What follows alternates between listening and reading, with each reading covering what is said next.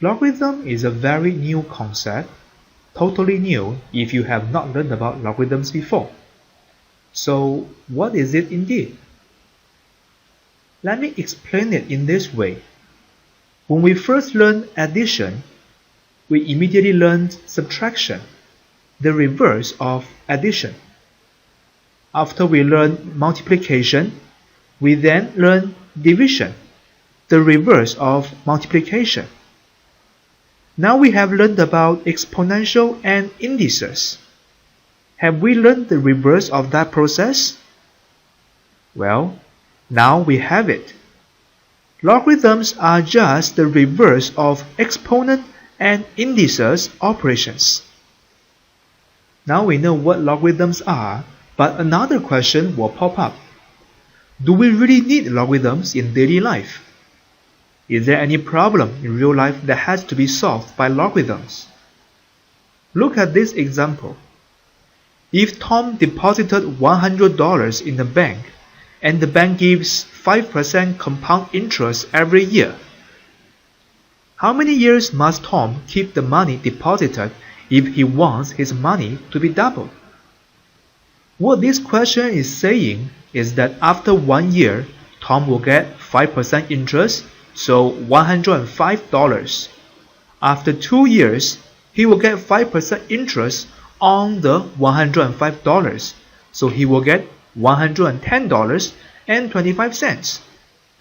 After 3 years, he will get 5% interest on the $110.25, which will give him $115.76.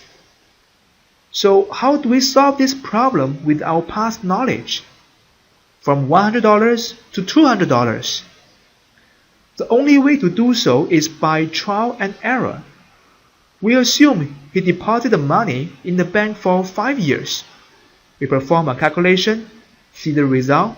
Oh, that is less than 200. Then we try for 10 years and realize, oh, that is wrong as well. And we keep trying. We will get the answer after a few attempts.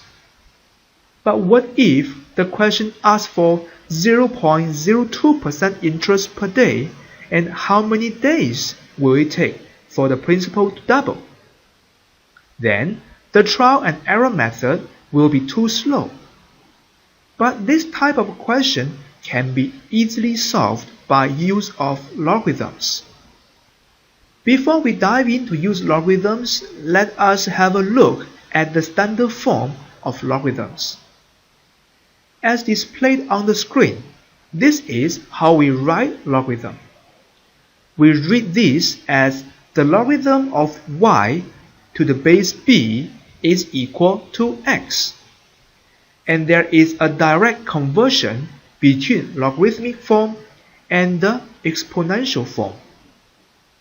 As you can see, in this conversion, b remains as the base and x and y actually swap positions.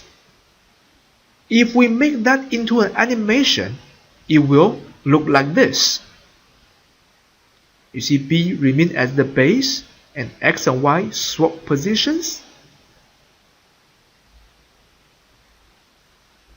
From the basic form of logarithms, we can deduce a couple of special occasions. First, we know that 0th power of any real number will give us 1. We write that as a to the power of 0 is equal to 1. And a can be any real number.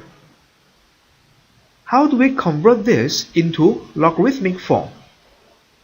First, a is the base. It will become the new base in the log form as well. Then 1 will come over, followed by the power 0. Now we get log 1 to the base a is equal to 0, and a can be any real number. This means log 1 of any real number as the base will give us 0.